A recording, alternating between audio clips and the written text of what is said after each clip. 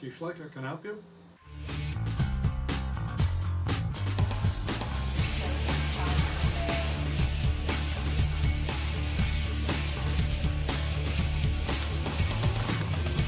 Hello, my name is Paul Schleicher. I'm the new fire chief. I was appointed on July 29th to take over as the interim fire chief. On August 28th, the day of Tropical Storm Irene, I made the permanent fire chief for Norton, the fourth one, behind Chief Harold Wetherill, Chief George Burgess, and Chief Richard Gomes. Well, I grew up right next door to Chief George F. Burgess. So Chief George took me to a lot of fire calls, gave me a good exposure to the fire service as a kid. Certainly planted the seed that made me want to become fire chief. I got on the call force in 1975 when I graduated from Coyle High School, and I went to UMass in Amherst, where I was on the student auxiliary force there and rose up to the rank of captain of the auxiliary force in Amherst.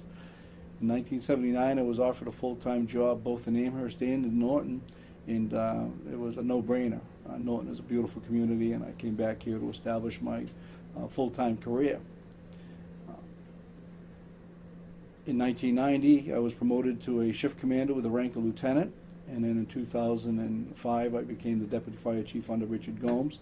And again, I just stated that I became chief in this past couple months ago. I will tell you that it's been a great career. I wouldn't change a thing. Some people ask whether they wonder where I'd be if I stayed in Amherst, and I don't care, because I'm where I want to be. I made it clear when I came to Norton that I would retire someday as either a firefighter, as a lieutenant, or as a deputy chief or chief of the Norton Fire Department. So my career choice was clear. I enjoy helping people. So here I am. I've reached one of my goals. The department realized that we were behind the ball technology-wise, and it came out during Tropical Storm Irene that when you lose your typical means of communications, you're out of luck. And the one thing that never went down anywhere really was your handheld smart devices. So Chief Clark was able to keep a lot of people on board with what was going on with Tropical Storm Irene using a Facebook account. So taking his lead, we have shifted gears, and we have a fire department Facebook account. Also, some of our computers here are quite old and slow, so we're trying to increase the use of technology. And in order to do that, we do need some better devices. So we're working on trying to upgrade some of the technology hardware that we have, so that we can take things like fire plans for some of the bigger structures in town and put them in a format that right at a fire scene we can quickly bring up and see the floor plans and know where our hazards are, so that we can safely mitigate the call both for the occupants but also for the firefighters as well. So trying to definitely do more with technology that way. We are very fortunate that one of our new hires, firefighter Andrew Gomes, has stepped up now to be our SAFE coordinator, and he's done a really good job of reinvigorating the program. He's already got some stuff set up within the schools, been very active with the various fairs. He put a good showing on at the Tricentennial Picnic for the fire department. And again, you never know when you have that program in a school what kind of a difference you're going to make, whether it's to give somebody knowledge to know how to call 911 if their parents get ill or something at the younger grades, to maybe planting the seed like was planted in me by Chief Burgess to maybe look at a career in some kind of public safety. So we are definitely moving ahead with that. And Tom Schmidt, our newest hire, is actually assisting him. So we get two young, energetic firefighters that are running with the SAFE program.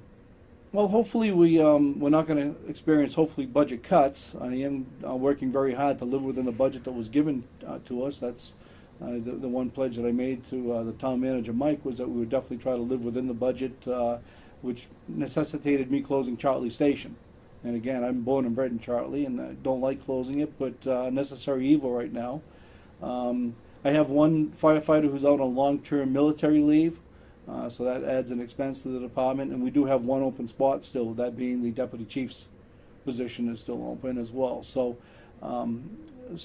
we are working to fill that. We were allowed to hire 2 new firefighters, even though we only have the one open spot technically. So we are trying to work some young blood in here and see if that doesn't help keep the overtime costs down relating to sick leave and on-a-job injury and stuff. But it's definitely more of a young man's game.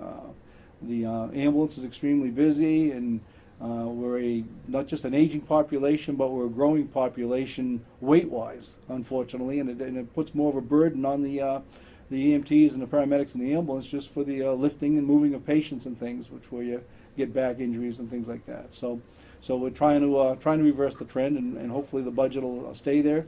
The town meeting the other night did take care of the severance package for the 2 retiring personnel, so that'll assist in the budget. Well, we looked at regionalization already regarding the 911 center, and 911 being regionalized doesn't aggressively work because the 911 study didn't look at the other things that the dispatch center does. Our communications center just doesn't handle 911 calls; it handles the fire alarm system. So who's going to handle that? You're still going to have personnel costs related to keeping the communication center open, even if they went to a regionalized 911 center. So the I don't want to say scheme, but the package that was put together by Serpent in their study was too overwhelming, with 2 cities and 9 towns sharing the same 911 center. I think there's a chance that it might work if we do a smaller scale regionalization with a couple of like communities, say Norton and Easton, sharing some of the 911 centers where we could continue our fire alarm and peripheral calls and ancillary duties. So that's one of the ways we are looking. One of the ways we're actually doing regionalization, but we don't call it that, is on our dive team.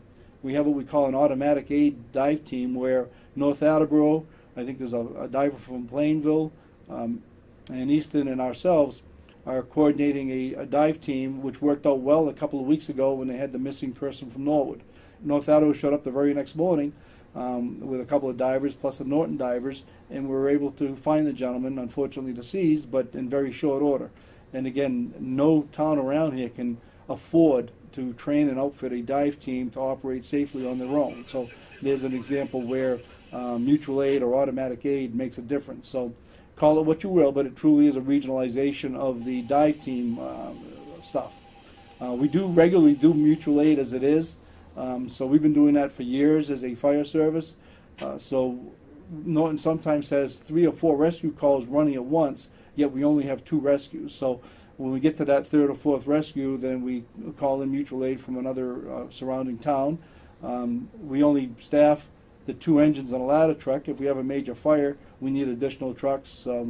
We call mutual aid from surrounding towns for that. So that's the sort of thing that is regionalized in a way, and it works really well. It's been working for a lot of years.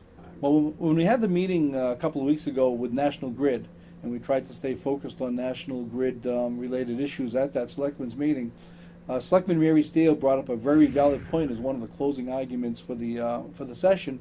And that was that we as individual people in town need to try to help out in a major emergency like that by staying off the roads unless you really, really need to go somewhere, realizing that you should prepare in advance when there's a storm like that, and maybe fill your bathtub with water so you have water for flushing your toilets and things like that if the situation arises where the town loses their pumps, or you're on well water for sure.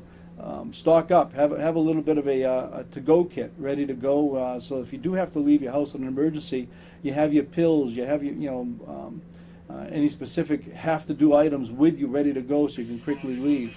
One of the things that was very frustrating during Tropical Storm Irene was that we had some 25 places in town where the 13,000 volt high tension lines were actually down on the ground.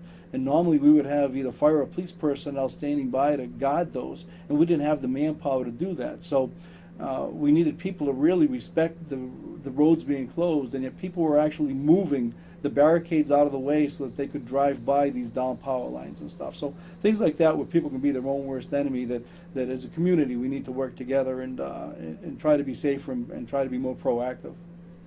I know that there was some controversy regarding whether to hire the fire chief off a civil service list that only had 2 candidates on it, and just want people to know that the civil service process has definitely got some flaws, and it definitely might be outdated, but I'm not aware of a better alternative right now.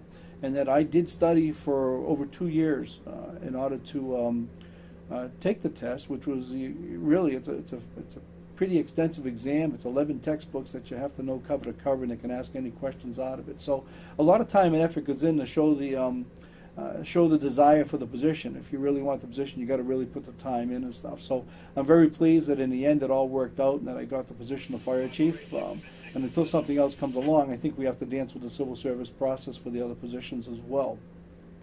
I really am excited to take over as the Norton fire chief. The department has got a really phenomenal group of firefighters. They're very energetic. There's so much going on here that I don't think the public realizes, and at some point maybe I can get cable access to come in and do some blurbs on the EMS division, the fire alarm division, the dive team division, the tech rescue division. There's a lot of things going on here, and a lot of great firefighters. I've got a lot of support from the personnel. I'm on my honeymoon right now. They say that I got about a year before the tides will change and they'll start coming at me left and right with all kinds of grievances and stuff. But I do have a lot of respect for the men, and I respect them as well. So I think that we're going to move forward here, and looking forward to the next few years as chief of the Norton Fire Department.